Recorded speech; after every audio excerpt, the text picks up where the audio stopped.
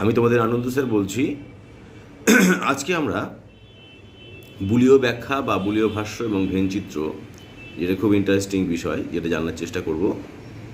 প্রথমে একটু জেনে নিই অস্তিত্বমূলক তাৎপর্য আসলে কি। তো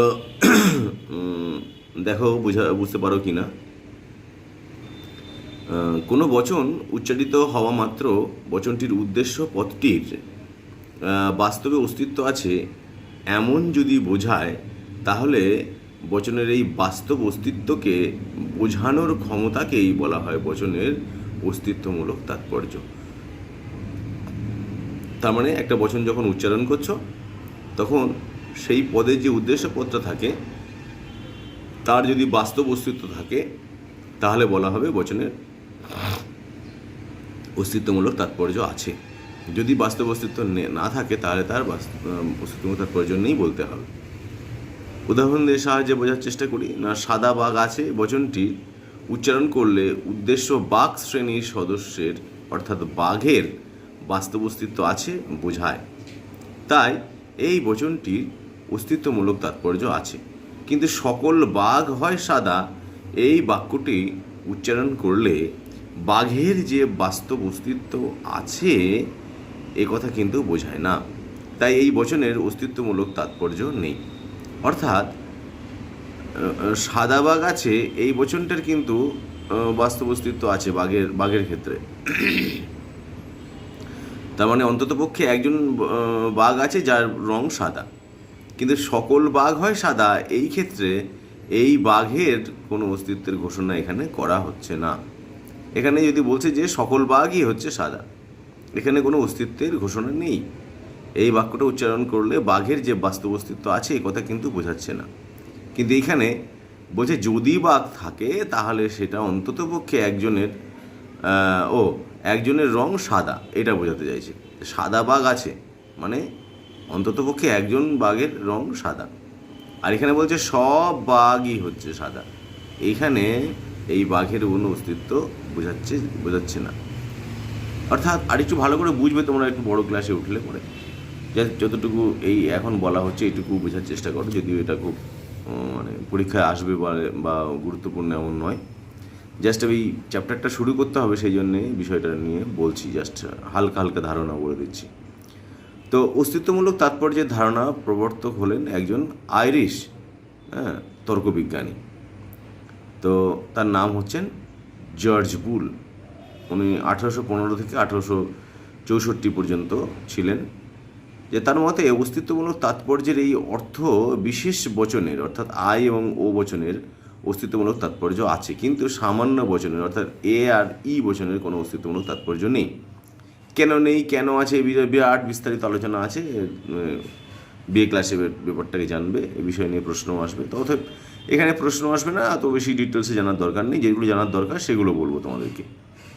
তো উনি সামান্য বচনের অস্তিত্বমূলক তাৎপর্য নেই বলেছেন এবং বিশেষ বচনের অস্তিত্বমূলক তাৎপর্য আছে বলেছেন জর্জ বুল। এর কারণ বিশেষ বচন উচ্চারণ করলে সেই বচনের উদ্দেশ্য শ্রেণীর অন্তর্গত অন্তত একটি সদস্যের অস্তিত্ব আছে এমন বোঝায়। যেমন কোনো কোনো আম হয় মিষ্টি, এর অর্থ হলো অন্তত একটি আম বাস্তবে আছে এবং সেটি মিষ্টি। এখানে আম শ্রেণীর একটি সদস্যের অস্তিত্ব থাকতেই হবে যার মধ্যে বিদেহ মিষ্টি নামক গুণ থাকবে। কিন্তু যদি বলা হয় সকল ফুল হয় সুন্দর, এখানে কিন্তু ফুল শ্রেণীর অন্তত একটি সদস্য থাকতেই হবে এমন কথা বলা হচ্ছে না। এই বাক্যের বক্তব্য হলো যদি ফুল নামক কোনো শ্রেণী থাকে তাহলে তার সদস্যরা সুন্দর, যদি থাকে তবে। সেই জন্যে এখানে সার্বিক বচনের বা সামান্য বচনের অস্তিত্বমূলক তাৎপর্য কিন্তু ঘোষণা করা হচ্ছে না। কিন্তু তার মানে এই নয় যে ফুল এই উদ্দেশ্য শ্রেণীর অন্তত একজনের অস্তিত্ব থাকতেই হবে। যে ওই যে বলা হলো না যে সকল ফুল হয় সুন্দর, এই বিষয়ে বলা হচ্ছে যে তার মানে এই নয় যে ফুল এই উদ্দেশ্য শ্রেণীর অন্তত একজনের অস্তিত্ব থাকতেই হবে, এটা কিন্তু বলতে চাইছে না। তা বুলীয় যুক্তিবিজ্ঞান শ্রেণী ধারণা ভিত্তিক, অর্থাৎ বুলীয় মতে নিরপেক্ষ বচনে প্রতিটি পদ অনুরূপ একটি শ্রেণীকে বোঝায়। এই শ্রেণীর অন্তর্গত সদস্য থাকতেও পারে, আবার নাও থাকতে পারে। যে শ্রেণীর সদস্যহীন তাকে শূন্য শ্রেণী বলা হয়। হ্যাঁ, এমটি ক্লাস বলে। আর বুলীয় মতে আদর্শ আকারের প্রতিটি নিরপেক্ষ বচনের এই শূন্য শ্রেণীর সাহায্যেই ভিন্নভাবে প্রকাশ করা যেতে পারে। এই শূন্য শ্রেণীকে সাংকেতিকভাবে বোঝানোর জন্য তারা জিরো বা এমটি ক্লাস এই চিহ্নটি ব্যবহার করেছেন, মানে জিরো শব্দটা মানে এই চিহ্নটা ব্যবহার করেছেন। তো একটি শ্রেণীকে একটি নির্দিষ্ট অক্ষর দিয়ে বোঝানো হয়, যেমন আচ্ছা শোনো, এটা তো অনেক বড় হয়ে যাচ্ছে, পরের ভিডিও বলছি। একটি শ্রেণীকে একটি নির্দিষ্ট অক্ষর দিয়ে বোঝানো হয়, যেমন পুরী, ফেয়ারি, এই শ্রেণী সমান সমান এফ, মানুষ এম ইত্যাদি। হ্যাঁ, এরকমভাবে নাম দেওয়া হয় ইত্যাদি। পরিশ্রেণীর অন্তর্গত কোনো সদস্য নেই, অর্থাৎ পরিশ্রেণী এফ শূন্য মানে জিরো। এটি বোঝানোর জন্য এফ এবং জিরো এর মধ্যে একটা সমীকরণ চিহ্ন দিয়ে আমরা ব্যাপারটাকে প্রকাশ করি, যেমন এফ ইকুয়াল টু জিরো। আবার মানুষ শ্রেণীটি শূন্য নয় এই কথা বোঝানোর জন্য এম শূন্য বা এম ইকুয়াল টু জিরো এই সমীকরণটিকে কেটে দেওয়া হয়, কেটে দিয়ে এইভাবে প্রকাশ করা হয় am not equal to zero, মানে এম মানে মানুষ এই শ্রেণীটা শূন্য নয়, মানে এম ইকুয়াল টু জিরো বললে তো শূন্য হয়ে যায়, মানে মানুষের কোনো সদস্য নেই এমন বোঝায়, কিন্তু M equal to not equal to zero বলা হচ্ছে, মানে জিরো নয়, এই সমীকরণটা কেটে দেওয়া হয়। অর্থাৎ এম শ্রেণী শূন্য এই কথা অস্বীকার করা হলো। অতএব শূন্য শ্রেণী এ কথা বলীয় অর্থ যদি এফ ইকুয়াল টু জিরো হয়, এফ ইকুয়াল টু শূন্য হয়, তাহলে মানুষ শূন্য শ্রেণী নয়, অর্থাৎ এম শূন্য নয় এ কথার অর্থ হবে am not equal to zero বা এম নট ইকুয়াল টু শূন্য, এভাবে বোঝানো হয়। আচ্ছা, এবার দেখো, নিরপেক্ষ বচনে আমাদের দুটি পদ থাকে। এই দুটি পদ দুটি ভিন্ন শ্রেণীকে বোঝায়। এই দুটি শ্রেণীকে বোঝানোর জন্য দুটো অক্ষর নেওয়া হয়, যেমন সকল মানুষ হয় বুদ্ধিমান। এখানে মানুষ মানে ম্যান শ্রেণীর জন্য এম এবং বুদ্ধিমান ইন্টেলিজেন্ট এই শ্রেণীর জন্য আই নেওয়া হলো। এইভাবে দুটি শ্রেণীযুক্ত নিরপেক্ষ বচনের অর্থাৎ এ ই আই ও এরকম এই চারটে বচনের আমরা বুলীয় ভাষ্য কেমন হবে সেটা আমরা এখন দেখব। এই দেখো, এই বচনের এই আইও বচনের বুলীয় ব্যাখ্যা কেমন হবে সেটা বলে দেওয়া হয়েছে। যেমন এ বচনেরটা নর্মাল আমরা চিনেছি কেমন না, সকল মানুষ হয় বুদ্ধিমান, এরকমভাবে বলা যেত সকল এস হয় পি, এস মানে সাবজেক্ট, পি মানে প্রেডিকেট। এটা ডবল অ্যারো মানে হচ্ছে এটা মানে যা, এটা মানে যা, এটা মানে মানে সব সমান সমান, বুঝছো, সেই জন্য ডবল অ্যারো দেওয়া হয়েছে। আচ্ছা, এই যে সকল এস হয় পি এর মানেই হচ্ছে S P bar equal to zero.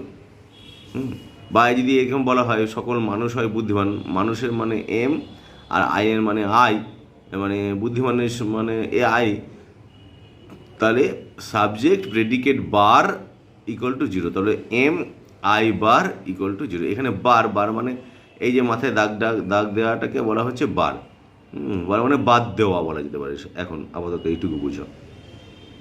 তাহলে পরে এ বচনের বুলীয় ভাষ্য কী হবে না, S P bar equal to zero. এরকমভাবে ই বচনের বুলীয় ভাষ্য হবে তোমার S P equal to zero, I বচনের S P not equal to zero, O বচনে S P bar not equal to zero.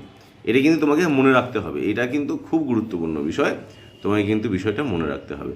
এখন থেকে এ বচন মানেই হচ্ছে S P bar equal to zero, E বচন মানেই হচ্ছে S P equal to zero, I বচন মানেই হচ্ছে S P not equal to zero, O বচন মানেই হচ্ছে S P bar not equal to zero. এটা কিন্তু তোমাকে মনে রাখতে হবে বিষয়টা, এটা খুব গুরুত্বপূর্ণ বিষয়। এবার থেকে যদি বলা হয় এ বচন লেখো, তোমার লিখতে হবে কিন্তু S P bar equal to zero, মানে বুলীয় ভাষ্য অনুযায়ী।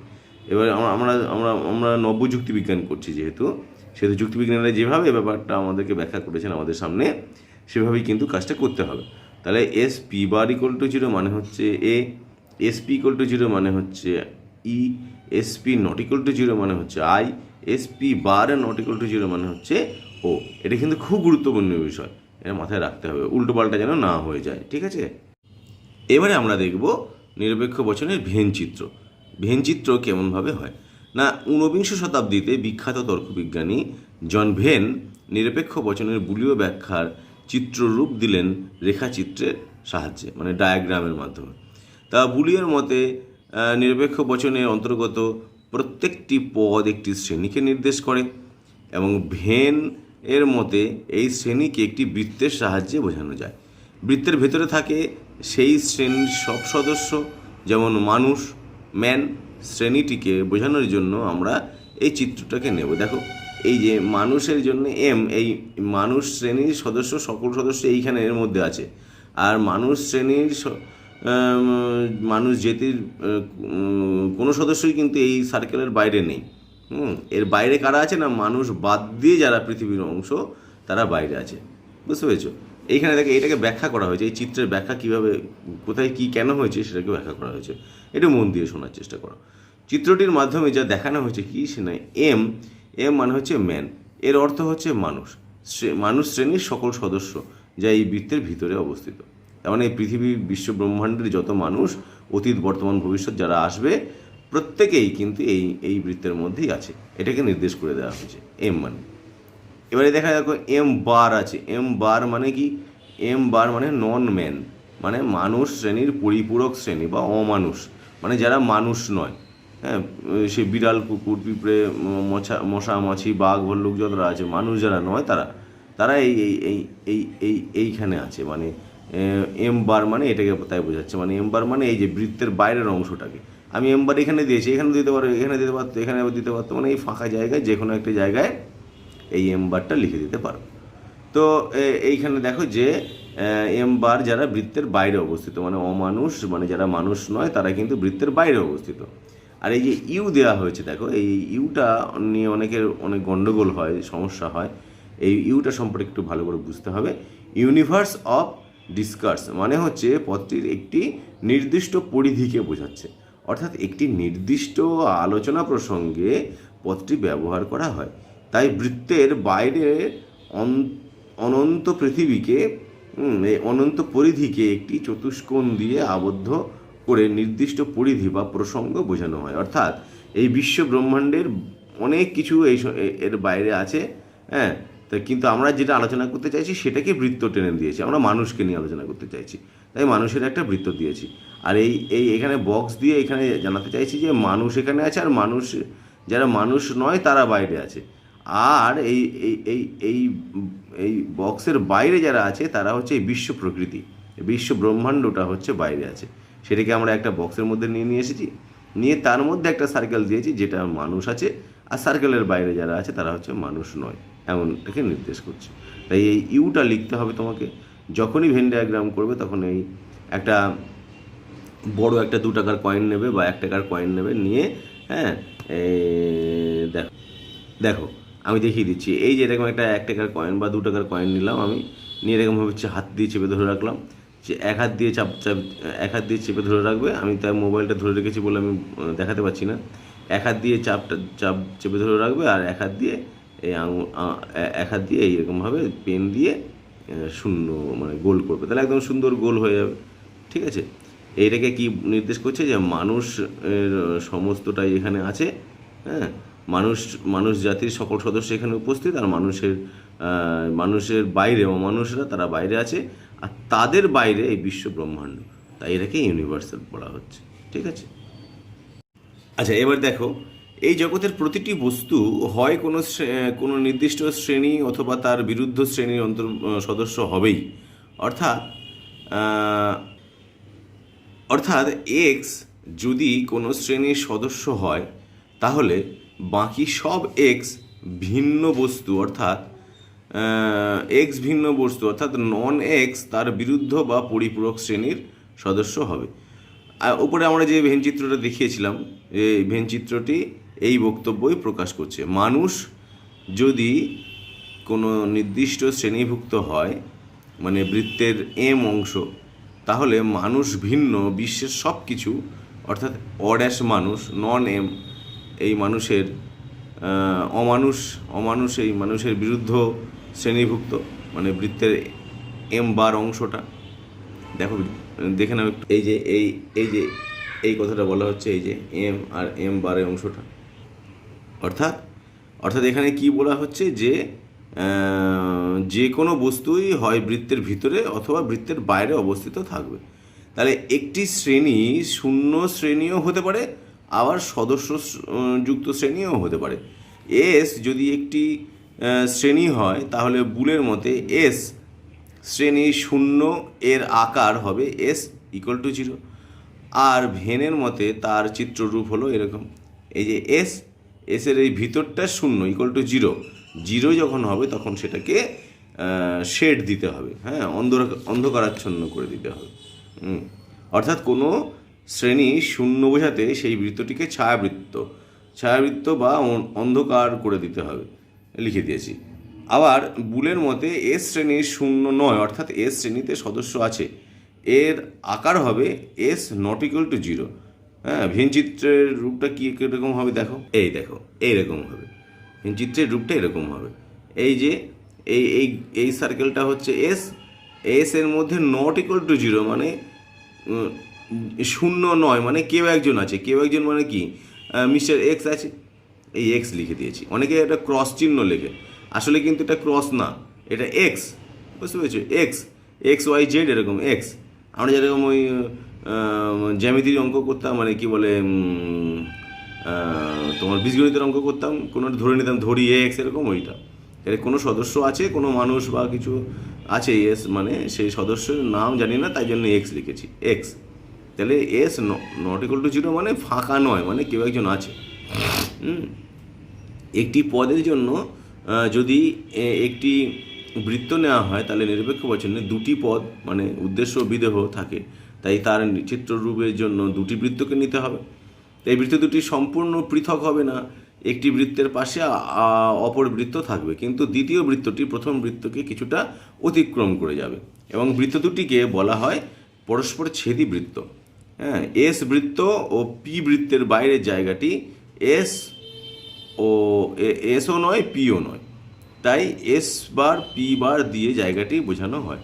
দেখো এই এস দেওয়া হয়েছে আর পাশে আর একটা বৃত্ত পরস্পর ছেদি বৃত্ত দেওয়া হয়েছে, এটা হচ্ছে এস আর এটা হচ্ছে পি। আর এর বাইরে বক্সের ভিতরে যে অংশটা আর এই সার্কেল দুটোর বাইরে যে অংশটা সেটা হচ্ছে এসও না পিও না। এটাকে আরেকটু ভালো করে বোঝানোর জন্য আমি লিখে দিয়েছি যে দেখো দুটি বৃত্তের পরস্পর অতিক্রম করার ফলে তিনটি প্রকোষ্ঠ বা রিজিয়ন তৈরি হয়েছে, এস পি বার এস পি এবং এস বার পি বার। এই এস বার পি দেখো 1 2 3 4 আমি চারটে প্রকোষ্ঠ দেখিয়েছি এখানে। এই বিষয়টা আরও বেশি ব্যাখ্যা করছি, দেখো পরের পৃষ্ঠায়। এবার দেখো এইখানটায় এই যে 1 2 3 4 এই যে চারটে প্রকোষ্ঠ আমরা পেয়েছি, এই চারটে প্রকোষ্ঠ অংশটা বলছি। দেখো যে প্রথম 1 নম্বর অংশে কি আছে, এই 1 নম্বর অংশে দেখো এস পি বার, অর্থাৎ এখানে এস বৃত্তের অংশ আছে কিন্তু পি বৃত্তের অংশ নেই। এইখানটায় এই অংশটার বলা হচ্ছে এই অংশটার মধ্যে কি আছে, এই অংশটার মধ্যে এস আছে কিন্তু পি নেই, তাই দেখাচ্ছে। আবার 2 নম্বরটা দেখো, 2 নম্বরটা এসও আছে আবার পিও আছে।